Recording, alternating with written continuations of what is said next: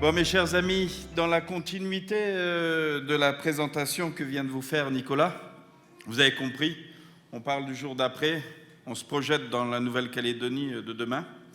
Donc, moi, je vais vous parler de cette économie de demain que nous avons à construire, que nous avons commencé à construire.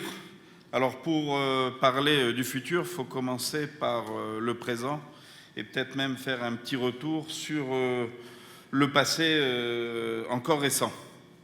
Vous le savez, quand nous sommes arrivés en 2014, la situation économique, budgétaire du pays n'était pas vraiment glorieuse. Nous avons hérité d'une situation où déjà l'économie s'était enfoncée tout doucement dans la crise depuis 2012. Les caisses étaient vides, les dépenses de l'époque étaient supérieures aux recettes, les régimes sociaux étaient également plombés, des régimes avaient été mis en place sans financement, et le dialogue social avec les partenaires sociaux était mal en point, pour ne pas dire cassé, et chacun se souvient des grandes manifestations, des grandes grèves, probablement les plus grandes que le pays ait connues. Et en plus, la crise du nickel nous est tombée dessus. Une crise sans précédent depuis celle de 1970, qui a débuté notamment pour le secteur de la métallurgie depuis 2013. Donc la première chose que nous avons dû faire, c'est rétablir la situation, redresser les comptes d'abord de la Nouvelle-Calédonie. Nous avons dû faire 15 milliards d'économies, c'est-à-dire réduire le budget qui était à l'époque de 57 milliards, le ramener à 42 milliards pour rééquilibrer les comptes de la Nouvelle-Calédonie et faire des économies.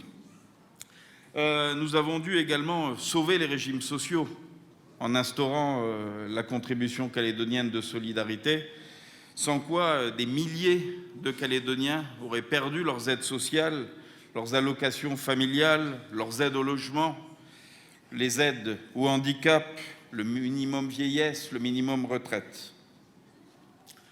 Nous avons, en parallèle, restauré le dialogue social avec les partenaires sociaux, ce qui nous a permis de signer, si vous en souvenez, l'agenda économique, social, fiscal partagé, qui a arrêté un certain nombre de réformes à mettre en œuvre pendant la mandature. Mais pour relancer l'économie, pour la relancer réellement sur le long terme, nous devons changer notre modèle économique. Ne plus être autant dépendant de l'extérieur, parce que chacun le sait, notre croissance de la dernière décennie, elle est due principalement et quasiment uniquement à deux choses: la construction de 2 usines métallurgiques de classe mondiale et des cours du nickel correctement et particulièrement même bien orientés. C'est grâce à ces deux phénomènes que nous avons eu une croissance, mais ces deux phénomènes, ils sont derrière nous aujourd'hui et ça nous amène à la situation économique que nous connaissons. Donc il faut changer de modèle. Nous sommes trop dépendants également de nos importations. Nous sommes énergétiquement dépendants, alimentairement dépendants. Bref, nous sommes trop dépendants de nos importations, qui de surcroît ne fait qu'aggraver chaque année le déficit de notre balance commerciale. C'est chaque année 150 milliards qui sont perdus pour la Nouvelle-Calédonie. C'est chaque année 150 milliards qui partent en fumée et qui sortent des poches des Calédoniens. Nous devons justement, au contraire, construire une économie endogène, une économie à nous, qui soit plus robuste, plus compétitive, plus juste et plus durable. Une économie qui est bâtie par les Calédoniens et pour les Calédoniens. Et s'il y a une souveraineté qui est utile dans ce pays, je vous le dis, mes amis, c'est la souveraineté économique et pas l'autre.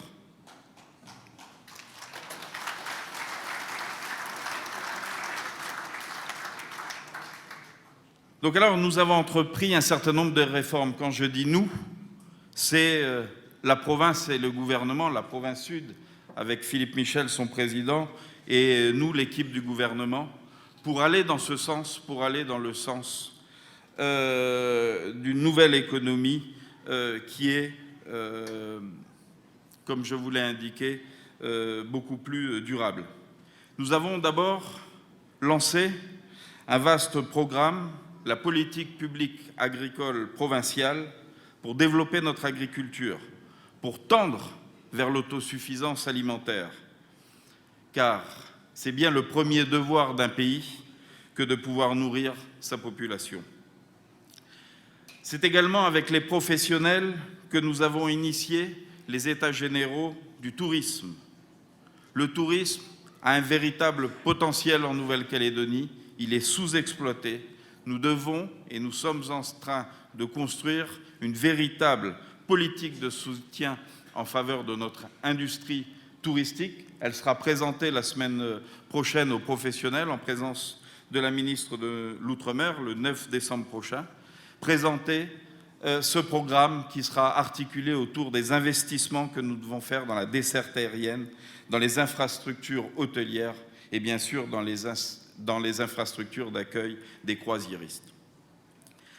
C'est pourquoi également nous avons adopté avec Philippe Dunoyer le schéma de transition énergétique qui permettra d'ici 2030, dans 15 ans, de consommer une énergie électrique 100% renouvelable, 100% produite en Nouvelle-Calédonie, ce qui générera quand même au passage 130 milliards d'investissements d'ici 2030, des investissements publics et privés.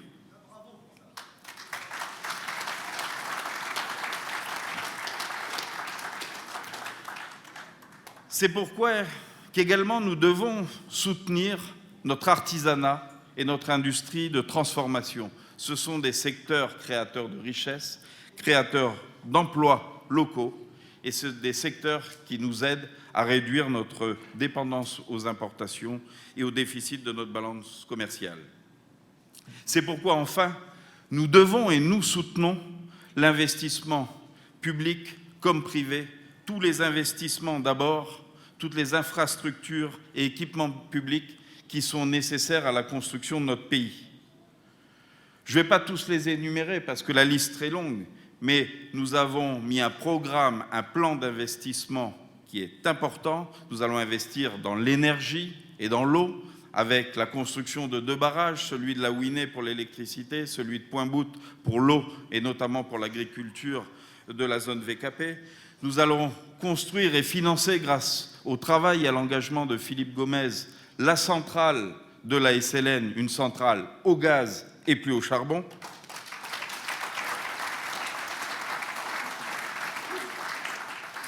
Nous allons investir, j'en ai parlé tout à l'heure, dans le transport aérien avec le renouvellement des flottes de Aircal et de Air Calédonie, mais également en investissant dans l'extension de nos aérodromes pour pouvoir poser nos avions en pleine capacité et développer le tourisme.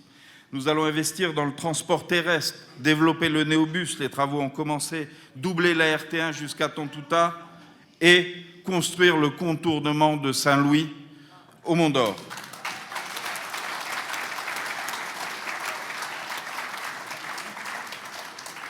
Nous avons également un plan d'investissement dans le transport maritime, les infrastructures, agrandir le quai de Nouméa, développer le nord, bien sûr construire les infrastructures d'accueil des croisiéristes. Bien sûr, dans le tourisme, nous soutenons la construction d'hôtels. Nous venons de défiscaliser l'hôtel du Hilton de Lifou.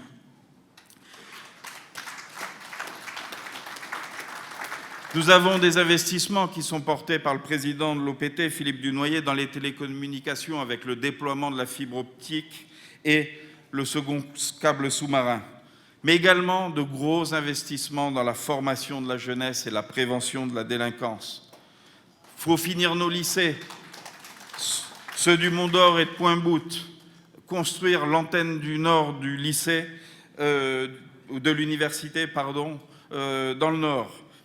C'est développer toutes les infrastructures autour du service civique qui vient d'être présenté et qui sera représenté particulièrement à vous tout à l'heure par Hélène Yekawé. Enfin, nous avons également ne faut pas oublier la culture, des investissements, l'extension du musée de Nouméa, la création d'écoles d'art dans le Nord et la rénovation de la FOL que tous les Calédoniens ont bien connue. Enfin, il nous faut continuer à construire des logements. Les Calédoniens ont besoin de logements.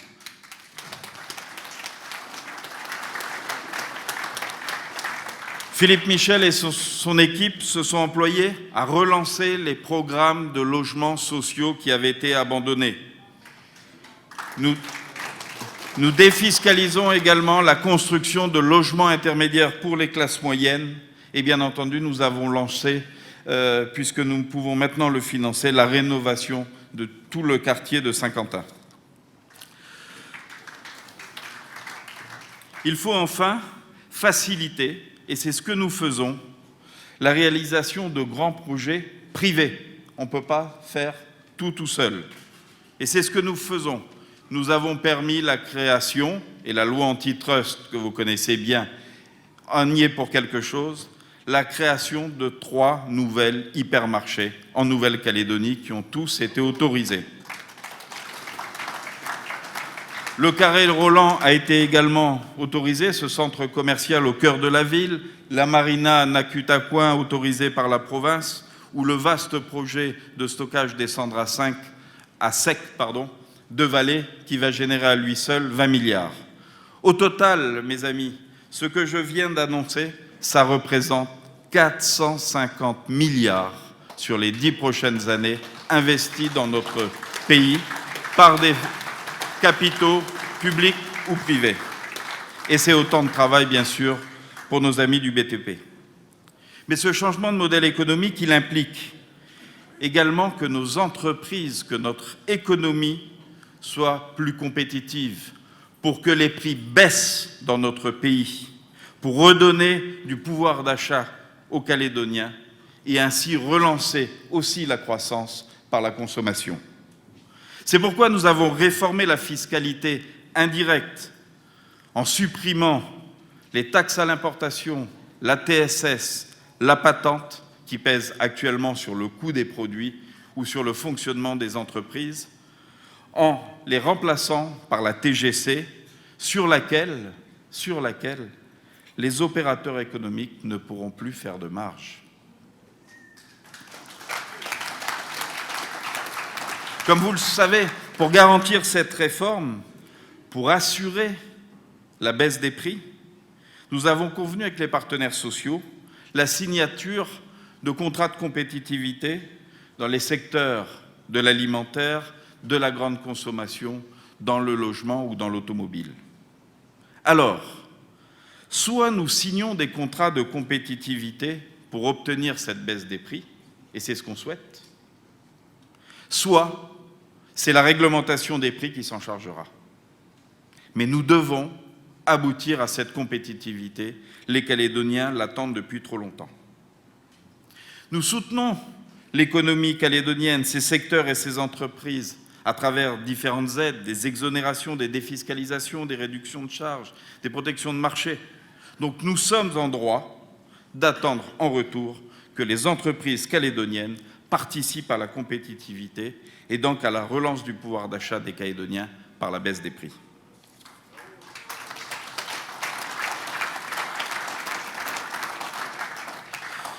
Les entreprises attendent des pouvoirs publics, et c'est bien normal, un soutien. C'est ce qu'il vient encore d'être fait, vous en avez peut-être entendu parler, avec le plan d'urgence de soutien à l'emploi, le PULSE, qui permet, entre autres, de prendre en charge les salaires et les charges des salariés dans les entreprises en difficulté. Ce sont des financements apportés par les provinces avec un soutien de la Nouvelle-Calédonie. C'est le chômage partiel, c'est l'insertion professionnelle, etc. Nous ne voulons pas que les entreprises licencient les salariés. Nous sommes prêts pour cela, à les aider, quitte à prendre en charge une partie des salaires et des charges sociales. Rappelez-vous, c'est également ce qu'on a déjà fait en faveur du secteur de la mine, avec le plan de soutien conjoncturel qui nous a permis, de mettre en œuvre le fonds nickel, qui sert aujourd'hui à financer les charges sociales du secteur. Et deuxièmement, en mettant un plan d'urgence d'exportation dès lors, mais seulement dès lors, que l'entreprise QNI, notre client australien, avait fermé. Mais pour faire évoluer notre modèle économique, c'est le dernier thème, il faut aussi tourner notre pays vers l'extérieur, vers ses voisins.